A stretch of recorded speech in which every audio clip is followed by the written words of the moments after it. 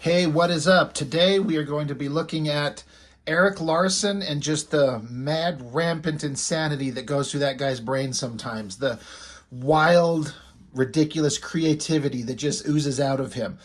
It's not Savage Dragon, but this is just a collection of several different things that he put together one time. Let me double check the year, 2011. They put together in this book. It's just a collection of a bunch of random awesome stuff that he's done that he wanted to share. And he's like, why not? Let's do it this way. First off, I just want to show by comparison. This is bigger than a normal comic book. So just to give you an idea, a little bit bigger on the top and bottom sides. Not huge, not treasury sized exactly, but just a little bit bigger than your everyday regular comic. Image Comics Group, 48 big pages. Herculean, Doomsday, toe-to-toe with the deadly Punch and Judy. One of the things about Erik Larsen that I think is so entertaining is his ridiculous sense of humor. He has just a really interesting, funny way of ever wanting to put characters in funny situations or just have comical situations. He can write serious drama. If you've ever read The Savage Dragon, which I highly recommend, folded in between all the big, crazy, awesome, muscular characters and monsters and heroes and villains and hot girls and all kinds of stuff, there's real world, characterization that none of the other Image founding fathers ever had. Erik Larsen knows how to write stories and take that big, fun, explosive comic book energy and then put real characterization in them. But that being said, also, he's a funny guy. He loves his humor, and that's just overflowing in this book. Now, not all of the humor lands. Some of it's funnier than others. Some of it I didn't find funny at all. But the creativity of it is interesting. So, anyway, let's just get started on it. Now, my copy of this thing is a little smashed up because it's such a weird size. A couple years ago when I got divorced and I had to kind of pack up my stuff up and move, and everything kind of got slammed in their own individual boxes and stuff, this thing got a little hammered, so it's not in great shape. But it's pretty sturdy. It's like a big, it's kind of nice, thick paper. Even the regular paper on the inside is a thicker quality than your regular kind of normal comic book stuff. So it's a pretty sturdy book. Starting out, obviously you got the comic here, but you got this ad. Now this thing right here, it looks like every kind of ad you've ever seen in all kinds of comics before, but it starts out, fat folks, your dream has come true. How to lose ugly fat without dieting or hunger. No diet, no exercise, no methods, no plans, no drugs. So I remember at first, I just skipped over this. I thought it was just him throwing in an old ad, just 'cause. But all this little tiny text, not this not these little highlighted ones here, but this black text, that's Erik Larsen telling you what this book is about. So if you're not paying attention, you miss it. He says, so here's the deal with this thing. It started off as a 24-hour comic that I did over at Chris Eliopoulos' house. That's right, Guy Talk, this story, was written, penciled, and inked in a single day. Now, I've put up recently a couple videos of 24-hour comics that I did. The first one, I only got 10 pages in because I had it overly complicated and too many panels per page, and I got nowhere. And then the second one I simplified and was able to get all 24 pages done in the 24 hours, but it was still terrible artwork. What's fascinating about this thing is just the level of detail and work that Erik Larsen is able to put into this in a 24-hour comic book. It is wild. He colors it up later after the fact, but he's got such an extensive knowledge of how to compose a scene and a visual shorthand to just get a figure drawn really quickly and throw in appropriate backgrounds, even in a rushed job, to throw in a proper perspective.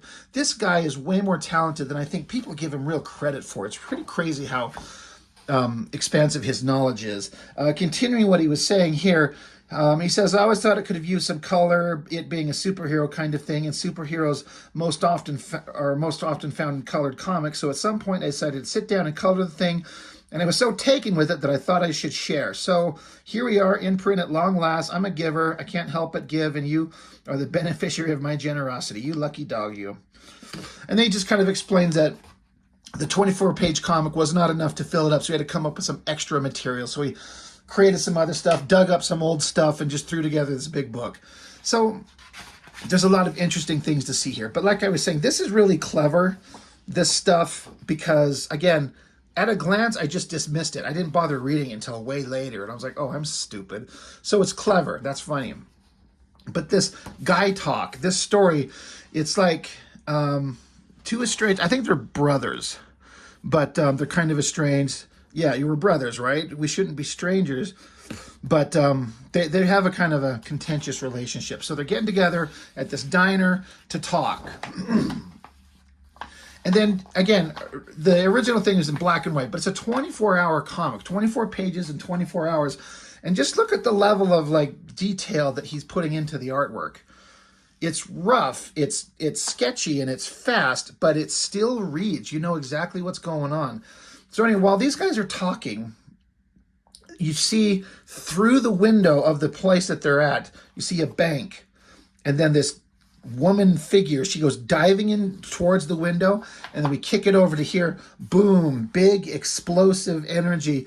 This girl busting into the bank to presumably rob it. So the funny thing is that the story is kind of juxtaposed with these two guys having a serious conversation, and it starts off with this girl, this superhero, super powered girl, and this creature, whatever the fuck it is, trying to rob a bank. So already it's really interesting. And I even like Erik Larsens' coloring. It's very simple, and he just uses a lot of flat colors to make these separations, to put these guys up front or highlight a figure amidst, like, we're looking over the shoulder of the guy he's talking to here, so that's darkened in. But you highlight it in yellow with some white on it. Just very flat, simple, basic colors, but it all works. I can't speak on color because I can't do it. I don't know anything about color theory and why you choose certain colors to make things pop out in front of others, but to me, it works really well. And I also like that the pages, he kind of like tinted. Unless my copy's faded on its own, I don't think it is. I think he kind of tinted these to give it an old newsprint feel. This is not newsprint, but it kind of looks like it, and I like that. But superpowered girls, proceeding to rob the bank. Meanwhile, while all that carnage and mayhem is going on in the background, these two guys just keep having their conversations. They're just talking about their estranged relationship and how there's a girl that come up between them and caused a problem. I'm not going to get into too much in the story. It does kind of link together in a way. But look at this shot of this figure that he drew in this perspective with it. It's such a weird angle to have his feet up here in the foreground. But if you're having like a scene, and he does this whole scene, a 24-hour comic, and he draws out this whole scene of all these buildings, this is already so much better than other certain artists could ever pull off. And he's just like dashing it out. It reads and you know what's going on. You get it. And then have this hero like zooming into it to join the battle. So here he is coming down in front of that bank. Meanwhile, these guys are still just yapping on and on. And then there's no words being said in the story with the superhero and the girl and her weird dog monster thing robbing the bank. There's no text that you read about them. You're just visually picking it up. It's Herculian, I would assume, right? This guy on the cover, he's fighting here, Punching Judy, which is like a really funny name. But he shows up, and then just traditional superhero fight is going to take place. But we're just listening to the wording that the guys are saying in the background. So they're just talking on and on. The girl kicks our hero straight in the nuts. And I think that expression on his face is just hilarious. That's so funny. I love that a lot. She slams him right in the face. Whoever Punching Judy is, she's no pushover. Got the dog creature like gnawing on his leg, and she's kicking him across the face. And then in the background, in the bank, they send him like launching up out of the ceiling. Punch and Judy's back to robbing the money, you know. And then down here in this panel, the fists of the hero who got shot out of the ceiling. He's crashing back down in. Now he's pissed off. Really kinetic, you know, rapid fire drawing going on here, but the energy and the vibe of it all is really like you can tell what's going on, and you're getting the emotion of it. And the way he colored it, this flat like red, it really accentuates like the anger that this guy's got. Big explosions, but it looks like he gets socked right back out of the building again. Punch and Judy's just got his number. Like, he's not really doing very well. I always thought that this shot of this guy down here in the bottom corner, that's a really good shot.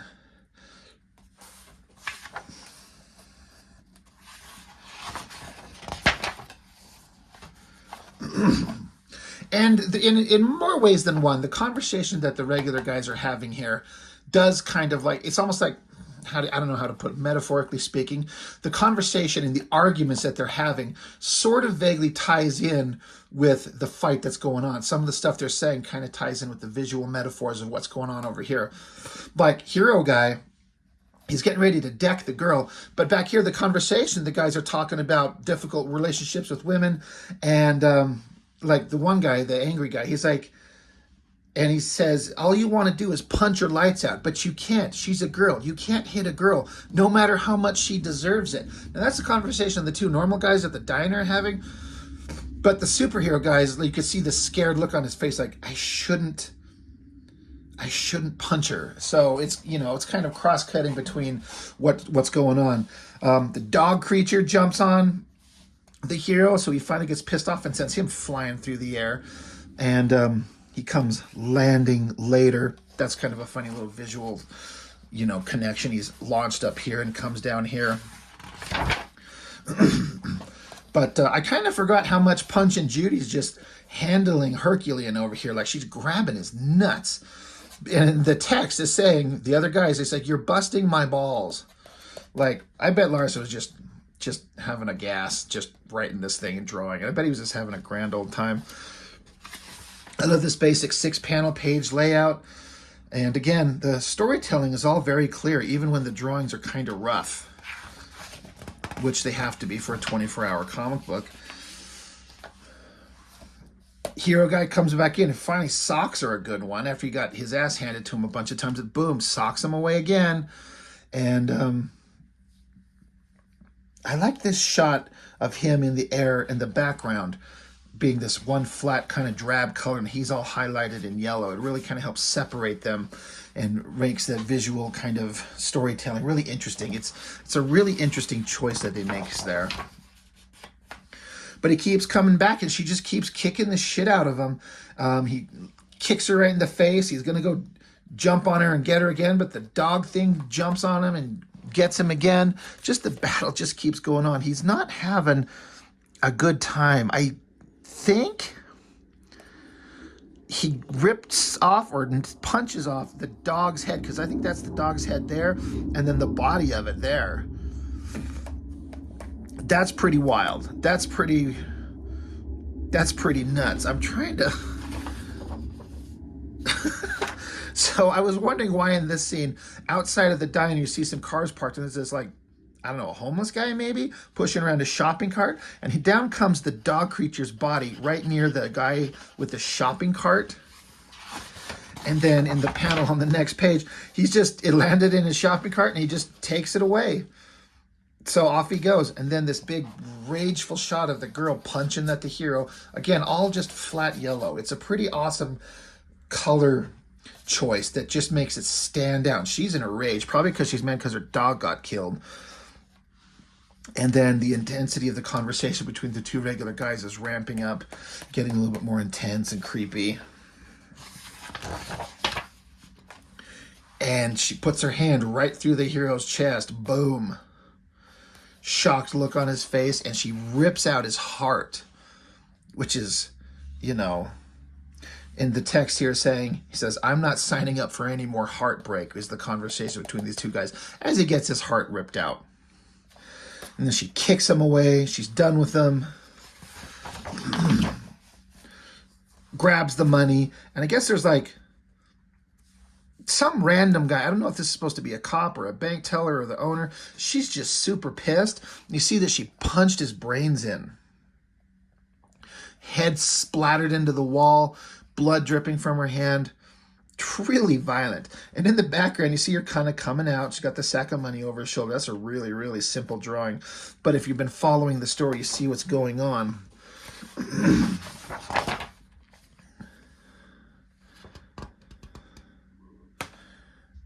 And I guess she just runs off and she's gone, because the conversation kind of continues here. And their conversation ends and it's over, and it's kind of like, wait, what the hell is going on? I don't know. I mean, I know the story, but I'm just not trying to explain everything. Just a really wild, kind of fun 24-hour comic book that he did here. All the detail and everything that he throws into it. This is I've read several of these from several different people, and this is one of the better ones, considering the complexity of it. So many people, my dumbass included, go for oversimplification because I want to get it done. But he has a whole conversation, lots of dialogue that he had to handwrite in at the time. It's a pretty extensive piece of work. So anyway, and then getting into, like I was talking about at the beginning, some of the most ridiculous stuff that Erik Larsen comes up with. I don't know where his brain's at. Cheeseburger head.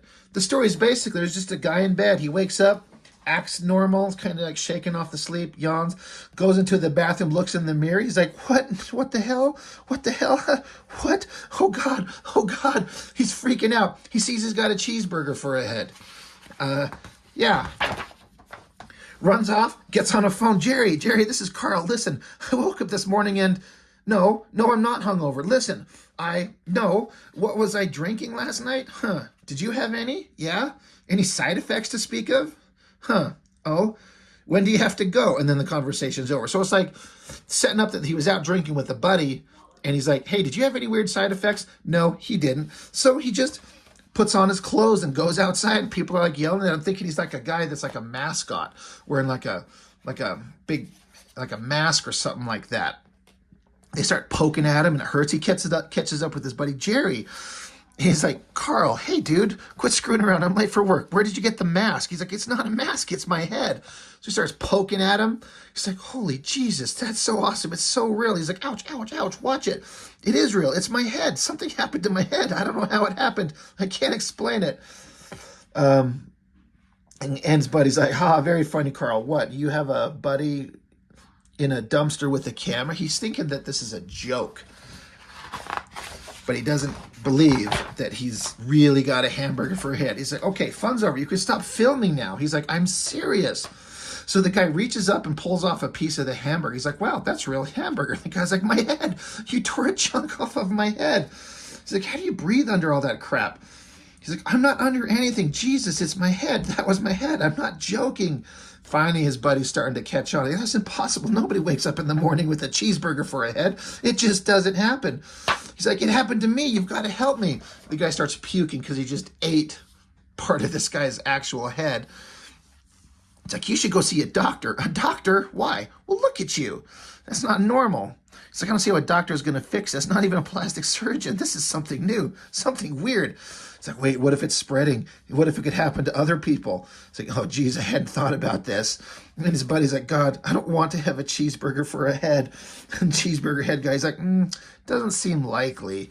So it's like they're having this rational conversation when this guy's got a fucking burger for a head.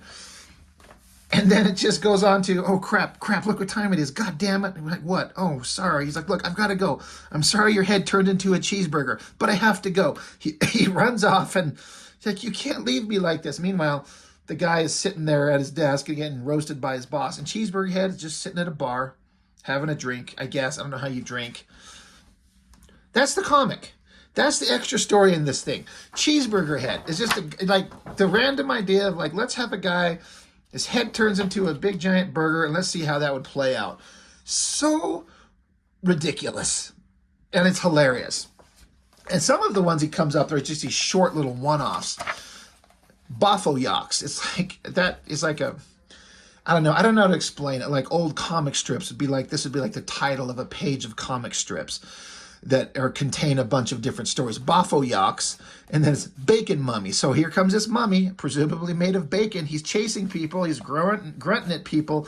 Then, oh shit, a bunch of animals, a bunch of dogs see him, and they just come and just start munching him down. And you see Bacon Mummy's little hand reaching up as the dogs just devour him. That's it. That's the comic strip.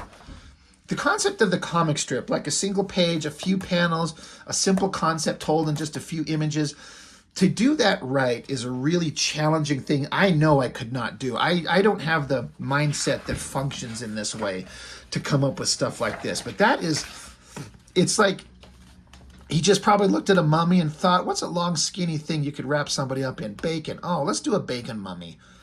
And just throws in a simple little comic strip. And then random, just a big 2-page spread. There's a gorilla. It says, the other couples fell silent as Gorilla Mayor and Bacon Mummy hit the dance floor. What the fuck? What? It's Gorilla Mayor and Bacon Mummy. And that's just its own random one-off thing. It's just in there, just because Erik Larsens' brain decided to draw a gorilla as a mayor and a bacon mummy. I would never come up with this in a million years. It's so ridiculous and funny. This is one that I really liked in one way, and then the rest it was kind of not. Again, we're back with the comic strip Bafo-Yoks, and the name of it is Lotta Malarkey. And that's this girl. Her name is Lotta. I presume that's her first name, Lotta and Malarkey. This is this fat, buck-toothed, obnoxious twat of a kid, kind of like a Charlie Brown kind of situation. The comic strip isn't particularly funny. That's kind of the point. She's like, hey Bob, wait up. What is it, Lotta? I just heard a great knock-knock joke. Say knock-knock. He says knock-knock, and she goes, who's there? Ha, ha, ha, ha, ha. Like, that's funny to her. That's it. That's the gag.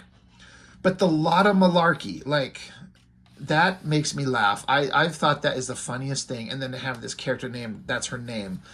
He never does anything more with it that I've ever seen, but I think that was hilarious. Just this Lotta Malarkey. Down here, another comic strip says laughs. Like, hello, is this the plumber? I got a leak in my basement. See, he's in his basement. Water's coming up. His basement is leaking. He says, I've got a leak in the basement. And the plumber says, well, go ahead. It's your basement. The end. 3 little panels, simple little stupid, like funny little gag. Not particularly funny. It's like one of those things that you read at a glance, you kind of have a little quiet chuckle and you move on. You never think about it again. You got another story starting here. Carl Cosmic, kind of like a superhero thing. Big hero, a guy fighting a monster, classic superhero stuff. Punching, smashing, exploding, very quick drawings, stuff that he's kind of threw together pretty quickly. Just a fun little adventure, and the monster's kind of sad because his friends got hurt, and he's actually not a bad guy, and he's sad, and he's crying, and the hero's got to take off. Just a fun little thing, no big deal, nothing crazy. Here's another comic strip, Don Drake. It's almost like a thing you'd see in a newspaper, like back in the day. You'd get the comics page on newsprint and pull it out, and it's Don Drake. And basically it was like a blind date they were setting up, and she's like, I didn't think your head was really a duck. I thought that was just a Photoshop thing for like a gag.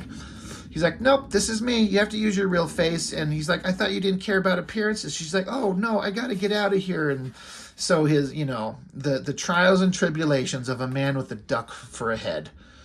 That's the gag. Again, not particularly super, like you're not dying and with tears in your eyes, but it's clever.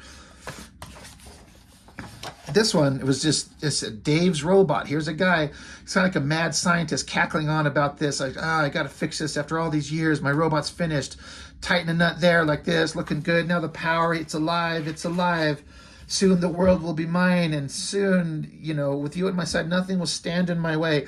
And then he's just cut to a scene where he's like using the robot to introduce girls to him. That's it.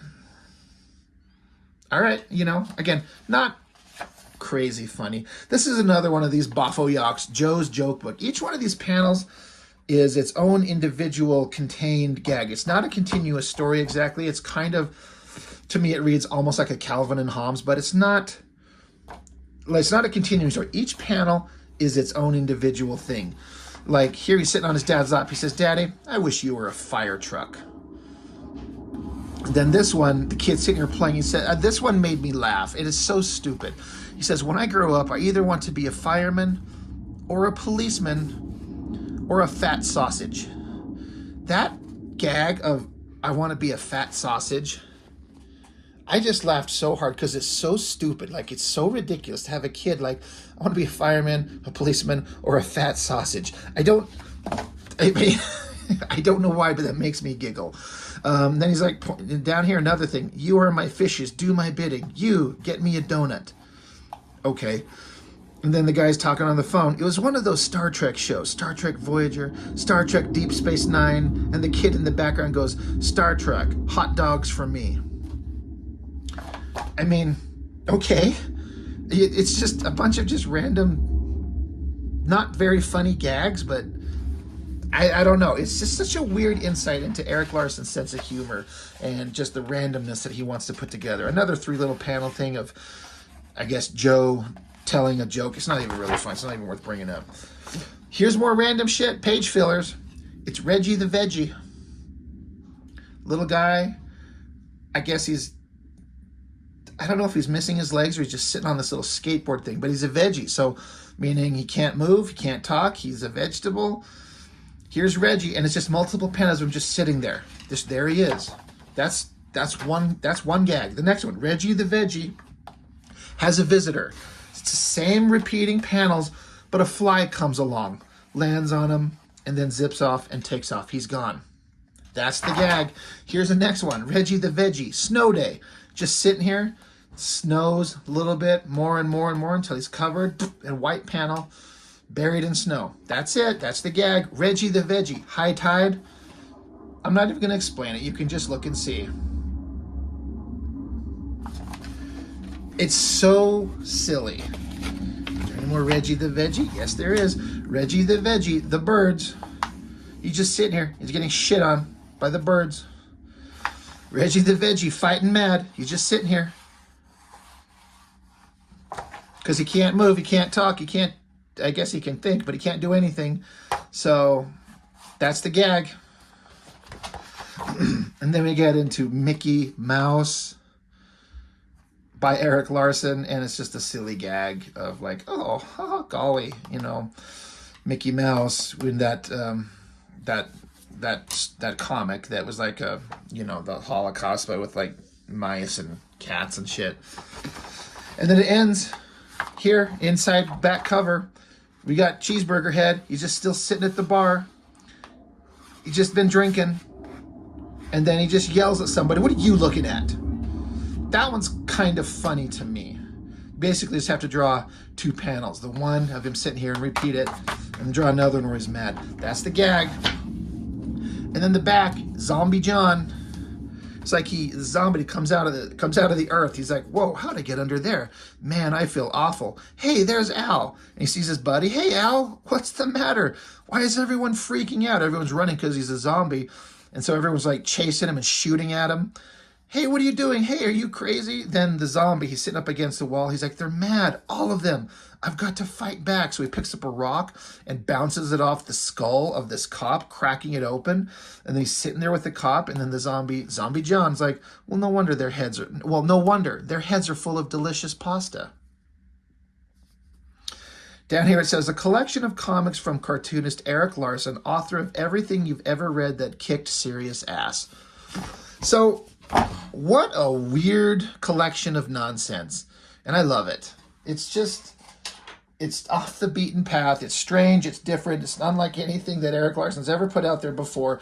But it's got his sense of humor all over it. This type of stuff is in the Dragon comic all the time, you know, sprinkled throughout. Here he is just, here's a bunch of insanity that he's just come up with, and he throws into this book and prints it up there for us to buy. And you know what? It was totally worth it. It's fun and crazy, and that's it. That's all I've got. So what do you think of this thing? It's crazy. Did you guys even know this existed? I'm sure some of you do, but this is a wild one. So that's it. That's all I've got for this one. Thanks for watching. See you on the next one.